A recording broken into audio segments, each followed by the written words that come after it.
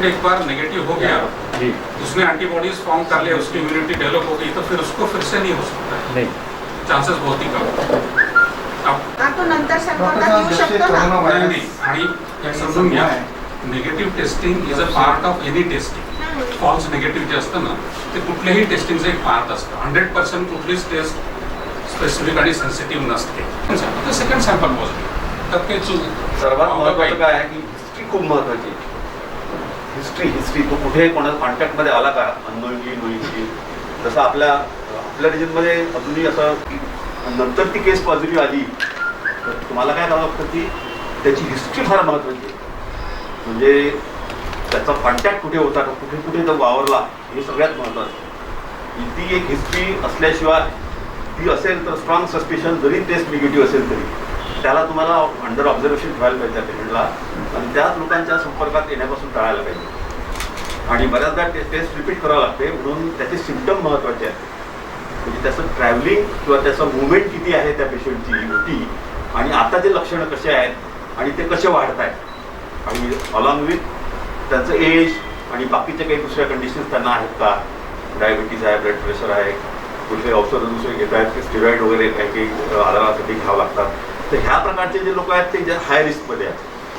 त्याच्यामुळं ऑब्झर्वेशन हे अतिशय महत्त्वाचं आहे. पॅनिकी व्हायची गरज नाही आहे, सिम्पटमवर लक्ष ठेवायचं आहे. बऱ्याचदा असं नाही की खूप खोकला येईल, खूप ताप येईल, असंही होणार नाही. थोडासा माइल्ड खोकला, ताप येईल, लगेच त्याला एकदम श्वास जर वाढत असेल तर असे हाय इंडेक्स ऑफ सस्पिशन म्हणून पेशंट असतात की जे ऑलरेडी नोन समजा अस्थमॅटिक आहे तर त्यांना श्वास थोडासा एक सर्दी पडसा झाला तर एकदम श्वास वाढतो. पण ज्याला कधी अस्थमाच नव्हता त्याचा एकदम श्वास वाढायला लागला, 2 दिवसाची अशी जस्ट रनिंग ऑफ नोन, 1-2 वेळा खोकला आला, ताप असं रेकॉर्ड केलं तरी 100च्या वर गेलं नाही, किंवा त्याला माहिती नाही की आपल्याला ताप आहे म्हणून, तर लगेच त्याला जर त्याचे जर सिम्पटम वाढत असतील तर, आणि त्याचा जर कुठे हिस्ट्री असेल कॉन्टॅक्टची, तर तो पेशंट आहे त्याच्यावर स्ट्रिक्ट ऑब्झर्वेशन. डॉक्टर साहेब, अमरावती शहरातल्या एखाद्या व्यक्तीला स्वतःहून जाणीव झाली की मला खूप त्रास होतो आहे, तर त्याची सुरुवातीला काय केलं पाहिजे? एक्झॅक्ट ते प्रॉब्लेम असा आहे की तो कुठे गेला होता, त्याचा संसर्ग कोणाशी आला का, हे सगळ्यात महत्त्वाचं आहे. नाही तर सर्दी पडसा, खोकला, ताप तर किती लोकांना व्हायरल फीवर असतो, बाकीचे व्हायरल फीवर सारखेच असतात, आणि त्याच्यामध्ये बऱ्याचशा टेस्ट पॉझिटिव्ह येत नाही किंवा फॉल्स पॉझिटिव्ह येतात. म्हणजे असं असतो व्हायरल फीवर आणि टायफॉइडची टेस्ट पॉझिटिव्ह येते, याचा अर्थ त्याला टायफॉइड नाही आहे. समजलं की नाही? तर आमच्या याच्यामध्ये कसं ऑब्झर्वेशन आणि रिपीटेड इन्व्हेस्टिगेशन, त्या पेशंटची हिस्ट्री रिपीटेडली घ्यावं लागतं. आज तुम्हाला नसेल, एक 12 तासांनी दुसरेच काहीतरी सिम्पटम येतील, आणि असा हाय इंडेक्स ऑफ सस्पिशन जोपर्यंत डोक्यात राहणार नाही तोपर्यंत अशा केसेस तुम्ही म्हणजे आयडेंटिफाय नाही करू शकता. तर या पर्टिक्युलर व्हायरल इन्फेक्शनमध्ये हा दुसऱ्या ठिकाणून आलेला आहे, त्याच्यामुळे ती हिस्ट्री कुठेतरी ट्रेस होते का? कारण बरेच लोक असं आहेत की मुंबईहून आले आहेत, परत पुण्याहून आले आहेत, सांगितलेलं नाही आहे, बाहेर रोड आलेले आहेत. तर ते हे जे लोक आहेत, हे हाय इंडेक्स ऑफ सस्पिशनचे लोक, याच्यावर ऑब्झर्वेशन ठेवण्याची गरज आहे. आणि गव्हर्नमेंट करतही आहे ते हैदरपुराचं जे इन्सिडेंट बरंचसं येत आहे तो सस्पेक्टच आहे, तो काही प्रूव्हन केस नाही आहे, पॉझिटिव्ह नाही आहे. हैदरपुरामध्ये सर्दी खोकल्याचा पेशंट करोना असतो असं नसतं. जमाने झाले पाहिजे म्हणून मी 10 वाजता झालो आणि तेवढं डिस्टन्स ठेवलं त्यांचं की पेशंटला इथे इतक्या डिस्टन्सवरून बसवायचं, आणि पहिले खोकला सर्दी पडसावाले पेशंट होते ते पहिले काढले. तर हे सगळ्या प्रिकॉशन म्हणजे कसं हे पहिलं करावं लागतं. आता चेस्ट पेन पेक्षा जास्त हे इमर्जन्सी सर्दी महत्वाचं खोकले, आणि मास्क फार महत्वाचा आहे. 22 तारीख से लॉकडाउन कर्फ्यू लोग मान नहीं रहे, बहुत सड़कों पे घूम रहे हैं, इसको वो तो नहीं करना चाहिए. अपन लकी है कि अमरावती में अभी ये नहीं हुआ, लेकिन एक भी केस हुई तो फिर 1 के 10 और 10 से 100 होने को कुछ नहीं लगेगा. अमरावती की सारी बॉर्डर सील की गई है, इसके कारण यहाँ का व्यक्ति नागपुर नहीं जाएगा, यवतमाल नहीं जाएगा, जहाँ पे पॉजिटिव केसेस है, बराबर है, वो उसके संपर्क में नहीं आएगा. यही रिजल्ट चाहिए लॉकडाउन का. और जो लोगों को फॉलो म्हणून मी ते एक फेसबुकवर एक हे लिहिलं होतं की 23 फेब्रुवारीला इटलीमध्ये कोरोनाचे 6 पेशंट होते आणि 1 डेथ नोट, आणि 23 मार्चला बरोबर 1 महिन्यानंतर कोरोनाचे 60,000 पेशंट झाले आणि 5,600 लोक मरण पावले एका महिन्यात, आणि आजचा आकडा आहे 10,000च्या वरती गेला. म्हणजे 23 मार्च पासून आज 30 मार्च आहे, ते 5,600 चे 10,000 झाले, आणि 23 फेब्रुवारीला फक्त 6 पेशंट होते आणि 1 डेथ होती. आणि इटलीची जी हेल्थ सिस्टीम आहे ती जगातली दुसऱ्या तिसऱ्या नंबरवरची हेल्थ सिस्टीम आहे. पण तिथे जे लॉकडाऊन होतं त्या लॉकडाऊनला लोकांनी सिरियसली घेतलं नाही. शासनाने दिलेले आदेश निर्देश पाळले नाहीत आणि काही होत नाही असं केल्यामुळे अशी परिस्थिती निर्माण झाली की आज त्या देशात चायनापेक्षा जास्त डेथ होऊन गेली. तिथे जे काम होते ते एकदम योग्य रीतीने होत आहे. बरोबर आहे, कुठलीच अडचण नाही आहे. उलट तिथले जे डॉक्टर्स सिस्टर्स आहेत ते त्यांचा जीव धोक्यात टाकूनच हे काम करत आहे. Keep it in mind. बरोबर आहे, दिस इज व्हेरी इम्पॉर्टंट. नाही तर सरळ लोकांनी सुट्ट्या टाकून निघून गेले असते. तिथे ते टीम्स बनवलेले आहेत आणि government is taking all total care. Ventilator लागणार, काय लागणार, जे काय वर्स्ट कम वर्स्ट सिच्युएशन लागणार, कलेक्टर साहेब, निकम साहेब, हे सगळे लोक all are working hard day and night. शाळा वगैरे तुम्ही तयार करून ठेवलेले आहे. रुग्णालयाचे उपहारगृह पण सुरूच आहे. रुग्णालयाचं उपहारगृह का बरं सुरू ठेवलं मग? पेशंटला जेवण द्यावं लागत आहे ना, बाहेरचे लोक येतात ते त्याच्यासाठी तुम्ही CS सरांशी बोलू शकता. I am just a doctor, what I can give is I can give it. त्याने हा काही प्रॅक्टिकल प्रॉब्लेम्स खूप असतात. बाहेरगावचे पेशंट असतात. आम्ही आता PDMC आम्ही पाहिलं तर 3 दिवस कॅन्टीन बंद होतं. त्याचे खूप हाल होतात. काही ना काही अरेंजमेंट करावीच लागेल. म्हणजे नुसतं कोविड नाही, बाकीचे इतरही पेशंट इरविन बघत आहे ना, ते पेशंट कुठे जातील इमर्जन्सी येणारे. त्यांच्या कोणी म्हणजे they can't admit themselves in private hospital. समजा हार्ट अटॅक आला तो कुठे जाईल इरविन शिवाय? त्याला खायला प्यायला काही तर लागणार आहे ना. From where he will get. आपण तर प्रत्येक जण नाही घेऊ शकतो. बरोबर आहे. नाही, इरविनमध्ये अजून व्यवस्था अशी केली सिव्हिल सर्जन की प्रत्येक जेवढे प्रायव्हेट हॉस्पिटल्स आहेत ज्यांच्याकडे व्हेंटिलेटर्स अवेलेबल आहेत किती आहे त्याचा नंबर सुद्धा घेतला. म्हणजे इथपर्यंत व्यवस्था आहे की जेवढे प्रायव्हेटमध्ये असतील ते सगळे युटिलाइज होतील एक दिवस जर गरज पडली. हॉस्पिटल्स जेवढे नवीन आले आहेत, जेवढे नवीन मोठे मल्टीडिसिप्लिनरी हॉस्पिटल्स आहेत, तर प्रत्येक हॉस्पिटल किमान एक 15 ते 20 तरी व्हेंटिलेटर असेल. पण आता निकम सरांनी 20 बेड व्हेंटिलेटर ICUची पूर्ण तयारी केलेली आहे. सुपर स्पेशालिटीचा जो रिकामा बिल्डिंग होता त्याच्यामध्ये टोटल आयसोलेशन वॉर्ड केलेला आहे आणि एक साधा सिम्टमॅटिक ज्या पेशंटला थोडीशी सिरियस पेशंटसारखं नाही होता तोही वॉर्ड केलेला आहे. तर एव्हरीथिंग इज रेडी. जर आपल्याकडं रुग्ण यायला लागले. सध्या बेसिकली कसं आहे की कम्युनिटी ट्रान्समिशन जे आहे ते आपल्या भागात तरी नाही. पण समजा जर काळजी नाही घेतली तर ते होऊ शकते. त्याच्यामुळे तुम्हाला जायची असेल, जसं मी पाहिलं आता त्यांनी तसं गोल केला आहे, तुम्ही 1 मीटरचं अंतर ठेवा. तुम्हाला जेव्हा काही घ्यायचं असेल तर आमच्या इथलं जे आहे ना शॉप जेवढे प्रोव्हिजन्स आहेत तिथे ते लोक असे अंतर घेऊनच एक जण जात आहे. ते स्वतःहून गर्दी करू नये त्यांनी, हे महत्वाचं आहे. हा मेसेज देणं महत्वाचं आहे की कारण सामान तर लागणारच आहे प्रत्येकाला. 100% लॉकडाऊन तर शक्य नाही. काही ना काही तर लोकांना गरजा आहेत त्या लागतीलच ना. आणि कसं आहे, लॉकडाऊन 2-3 दिवसाचं असलं तर ठीक आहे ना. एकदम 21 दिवसाचं लॉकडाऊन असल्यामुळे खूपशा गोष्टी एवढा साठवू नाही शकत, पैसाही नसतो लोकांना. त्या पिरियडमध्ये पॅनिक तयार झाली की 3 महिने एक्सटेंड होणार आहे. त्यामुळे लोकांनी गर्दी केली आहे की खरेदी जास्त करावी.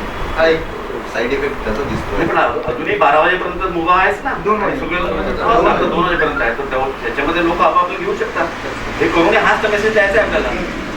बेसिकली थ्रू मीडिया हा मेसेज गेला पाहिजे की काही होणार नाही. आता किती दिवसाचं लॉकडाऊन झालं, पुढे वाढलंय तरी कुणाला प्रॉब्लेम येणार नाही हा मेसेज गेला पाहिजे. ह्या सुविधा पुरवल्या जातीलच, कारण अदरवाईज आपण याने मरू नाही तर.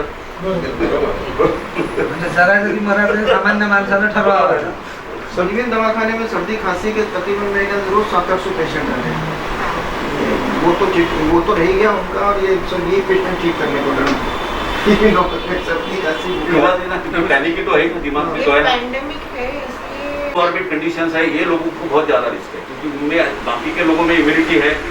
जो लोग हैं वायरल इन्फेक्शन होगा और बिना ट्रीटमेंट से आपका उसमें से बाहर निकल जाएगा. लेकिन ये जो ग्रुप है ये निकलना, इसमें से ज़्यादा से ज़्यादा कॉम्प्लिकेशन और ज़्यादा से ज़्यादा डेथ ये ग्रुप में. डॉक्टर देशमुख सांगून गेले होते की असं समजू नका की 60-65च्या वरतीच लोकांचा रिस्क आहे. 40-45, 25-30 पण त्यांना समजा अशी रोग असेल तर ते इम्युनिटी त्यांची कमी झाली असेल. कारण बरेच असे आजार आहे की ज्यासाठी स्टेरॉइड घ्यावंच लागतात कंपल्सरी, लाईफ सेव्हिंग आहे. ते सगळ्यात हाय रिस्कवर आहे. हार्ट पेशंटही आहेत रिस्कमध्ये, पण ॲज कम्पेअर टू डायबिटीज, कारण डायबिटीजनी इम्युनिटी बरीच कमी होती. ज्या आणि इम्युनिटी, कारण बाकीचे स्वतः हे जे पेशंट आहे सेल्फ क्युअर आहे. ॲक्च्युली इंडियामध्ये याच्यापेक्षाही हे तर आहेच, म्हणजे लॉकडाऊनचा इफेक्ट चांगलाच आला, प्रश्नच नाही. त्याच्यामुळे इतक्या कमी नंबर आणि डेथ्स आहेत. पण म्हणजे इम्युनिटीचा मोठा पार्ट आहे. आपले लोक जास्त इम्युन आहेत, कारण बऱ्याचशा गोष्टीला आपण आधीपासून एक्सपोज झालेलो आहोत. कोरोना व्हायरसचा वाढता प्रादुर्भाव आणि त्या अनुषंगाने माजी राज्यमंत्री डॉक्टर सुनील देशमुख यांच्याकडे कोरोना प्रादुर्भावाच्या अनुषंगाने ज्या एका बैठकीचं आयोजन केलं होतं, एक पत्रपरिषदेचं आयोजन केलं होतं, त्यामध्ये नेमका याचं टेस्टिंग कसं कुठल्या प्रकारे होतं याच्याबद्दल आपण सरांना विचारणार आहोत. सर, नेमकं याचं जे टेस्टिंग आहे ते कसं होतं आणि त्याच्यासाठी प्रिकॉशनरी काय काय करावं? सद्यस्थितीत इरविनमध्ये फक्त टेस्टिंग होत आहे व त्यासाठी पेशंटचा एक नेझल स्वॅब व फॅरेंजियल स्वॅब असे 2 स्वॅब घेण्यात येतात आणि त्याला एका व्हायरल ट्रान्सपोर्ट मीडियममध्ये टाकून नागपूरला पाठवण्यात येतं, जिथे की IGMCमध्ये टेस्टिंगची फॅसिलिटी अवेलेबल आहे.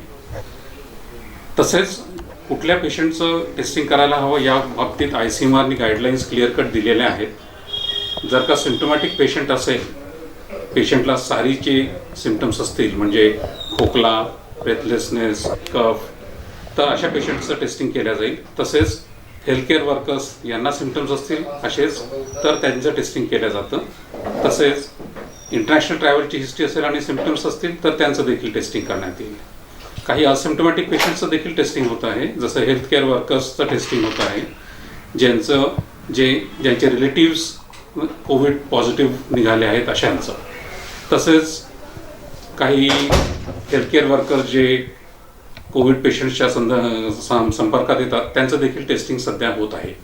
याशिवाय बाकी कुणीही स्वतःचं टेस्टिंग करू नये. काही प्रायव्हेट लॅब्समध्ये देखील टेस्टिंग होत आहे, पण ते फक्त मुंबई आणि पुणे या 2 शहरातच होत आहे सध्यास्थितीत. सर, ज्या ठिकाणी आपल्या नेमक्या शहराच्या सीमा सील केलेल्या आहेत त्या ठिकाणी आता जसं बडनेरावरून जर येताना आपल्याला मोदी हॉस्पिटल दिसतंय, तर मग मोदी हॉस्पिटलमध्ये सुद्धा याची व्यवस्था करण्यात आलेली आहे का टेस्टिंगची? सॅम्पल कलेक्शनची व्यवस्था फक्त इरविन हॉस्पिटलमध्येच आहे.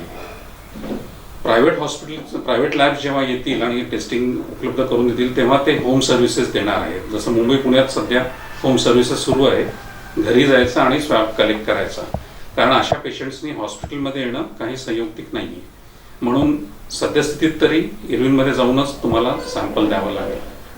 डॉक्टर प्रफुल्ल कडू आता आपल्यासोबत आहेत, त्यांना आपण हे विचारणार आहोत की नेमकं जे प्रिव्हेन्शन याच्याबद्दल घ्यायचं आहे ते कुठल्या प्रकारे आणि कसं घ्यायचं आणि त्याच्यासाठी काय काय उपाययोजना आपण करू शकतो अगदी रोजच्या आचरणामध्ये. यामध्ये मुख्यत्वे असं आहे की सोशल डिस्टन्सिंग ज्याला आपण म्हणतो की कमीत कमी 1 मीटर तरी डिस्टन्स असला पाहिजे आणि मास्क हा कंपल्सरी लावला असला पाहिजे.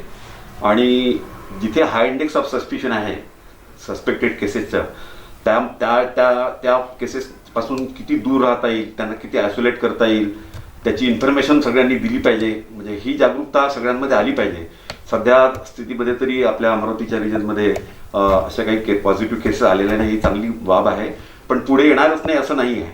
तेव्हा त्यासाठी जे प्रयत्न आपण स्वतःहून शासनाने सांगितलेल्या नियमानुसार आणि स्वतःहूनही आपण त्याप्रमाणे त्याच्यावर ॲक्शन घेण्याची गरज आहे.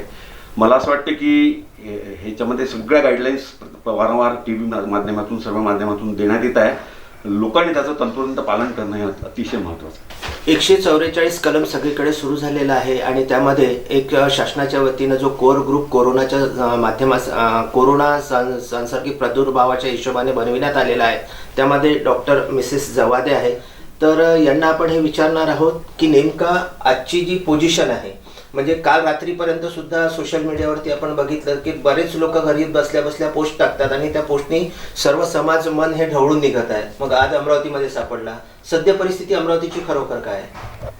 ॲक्च्युली आपल्याला कलेक्टर साहेबांनी पण ह्याच्यावरती पूर्ण क्लॅरिफिकेशन दिलेलं आहे की सध्या तरी कोणी पॉझिटिव्ह नाही आहे. 144चा जो कायदा लागू केलेला आहे त्याचं फॉलो करणं हेच सगळ्यात बेस्ट राहणार आहे आपल्यासाठी. जे बॉर्डर्स सील डाऊन केलेले त्यासाठीच आहे की we should not get in contact with positive patients in Nagpur, Yavatmal, whatever positive source is there, it is to be avoided. म्हणूनच आपण बॉर्डर सील डाऊन आणि जर आपण लॉकडाऊन फॉलो केलं तर होऊ शकतं आज आपली अमरावती सुरक्षित आहे आणि ती उद्याही सुरक्षित राहील. नेमका आताच्या जे कंडिशन आलेले आहेत आतापर्यंत इरविन मधला जो एकंदरीत ज्यांच्या टेस्ट झाल्या आणि त्या निगेटिव्ह आल्या असा किती तुमचा आकडा आहे नेमका आणि टेस्ट किती झाल्या? त्याच्याबद्दल कसं आहे कलेक्टर ऑफिस मधूनच तुम्हाला पूर्ण माहिती भेटेल. He is the authorized person to give you the details. No doctor can give the details. आणि कलेक्टर साहेबांनी त्याचं पूर्ण दिलेलं आहे. मला वाटतं त्यांनी पण एक प्रेस नोट आणि एक मेसेज सगळा कॅरी केलेला रोजच सुरू आहे Yes, त्यांचं. yes. डॉक्टर सोनाली देशमुख आपल्यासोबत आहेत. नेमकं आपण एक डॉक्टर म्हणून सर्वसामान्य अमरावतीकर जनतेला काय सांगणार? मी एक स्त्रीरोग तज्ज्ञ आहे आणि मला एवढंच सांगावं असं वाटतं की गरोदरपण ही सगळ्यात मोठी एमर्जन्सी आहे आणि स्त्रीरोग तज्ज्ञांनी दवाखाने बंद करू नये. कारण एक गरोदर स्त्री आपल्याकडे 9 महिने तपासायला येते आणि जस्ट हे सगळं सुरू आहे, कोरोना व्हायरसची साथ सुरू आहे, म्हणून तिला वेळेवर आल्यानंतर रिफ्यूज करणं ही खूप खराब बाब आहे. म्हणून गायनेकोलॉजिस्टने तेवढी जाण ठेवली पाहिजे, पेशंट्सकडे लक्ष दिलं पाहिजे. फक्त प्रॉपर काळजी घेऊन मास्क बांधून राहणे, सरफेसेस वारंवार क्लीन करत जाणे, हे सगळं करणं खूप जरुरी.